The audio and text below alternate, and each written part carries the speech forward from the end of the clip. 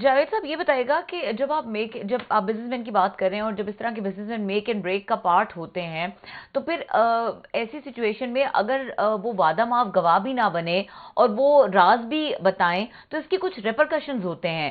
تو وہ کیسے ان کو کاؤنٹر کریں گے اگر وہ بڑے بڑے انکشافات کریں گے اور وہ بتائیں گے کہ فلاں ٹائم پہ جو ویلنگ اینڈ ڈیلنگ ہو رہی تھی میں اس کا پارٹ تھا یا میں فیسیلیٹیٹر تھا، تو پھر خود جی، کیسے اس سے باہر نکلیں گے؟ اب یہ مجھے کیونکہ ڈیٹیل نہیں پتا کہ انہوں نے اس انٹرویو میں کیا کیا چیزیں ریکارڈ کروائی. جو کچھ چیزیں جو میرے سامنے آئی ہیں وہ میں نے ویلاگ میں بھی کہہ دیا اور آپ کے سامنے بھی کہہ دیا. اب وہ کیا کہتے ہیں میں دوبارہ ان سے پوچھوں گا. آج میں نے ان سے رابطہ ہوا ہے، ویسے انہوں نے مجھے ڈاکومنٹس بھجوائے ہیں اپنے، یہ جو NCA کے ڈاکومنٹ ہے، نیشنل کرائم ایجنسی کے، جی اور وہ اور پھر مشرق بینک جس نے پیسے ٹرانسفر کیے تھے سپریم کورٹ آف پاکستان کے اکاؤنٹ میں، اس کے کچھ انہوں نے ڈاکومنٹس بھیجے ہیں.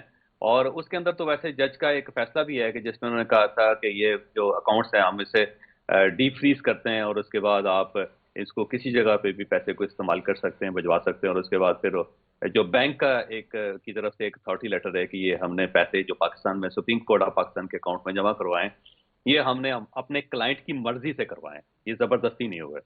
تو یہ ایک چیز آج جو انہوں نے میرا سپریم کورٹ آف پاکستان میں جمع بھی کروا دی اور صبح کیس بھی ہے. اچھا تو اچھا، ہمارے یہ ان ساتھ پہ رہیے گا، میرا خیال ہے بیس بات بریک لینی ہے، بریک کے بعد کوئی دو چار سوالات رہتے ہیں ابھی جو امپورٹنٹ آپ نے میں اگر انفارمیشن آپ دی. مجھے اجازت دیں تو میں کیونکہ دور ہوں اس وقت، بہت رات ہو گئی ہے، تو انشاءاللہ تعالی میں چلے کل ایک اخلاق سوال، صاحب آپ کے نہ پروگرام چلے میں ایک سوال کا جواب دے کے پھر آپ کو اجازت دیتے ہیں سر جی. جی جی آپ جی نے اس میں جی ثاقب نثار صاحب کے حوالے سے بھی کہا ہے کہ ان کا بھی بڑا رول جی رہا ہے، بڑا اہم کچھ ان کے مقابلے. تو وہ ثاقب نثار صاحب کے حوالے سے کیا انفارمیشن ملک ثاقب صاحب نے نثار صاحب نے، آپ کو یاد ہوگا کہ 460 ارب روپے کا جرمانہ کیا تھا ان کو. جی تو اس کے دوران جو ثاقب نثار صاحب نے کچھ ان سے کوئی فائدے لیے یا کچھ ڈیل کی، تو میرا اب ذاتی خیال یہ ہے کہ اس سے ریلیٹڈ یہ کو بات کریں گے یہ کہ اسی کیوں یہ طرح چار یہ سو اسی ساٹھ ارب طرح کی روپے کا باتیں تو جرمانہ. نہیں ہے جیسے اس وقت افتخار چودھری صاحب، ارسلان افتخار صاحب.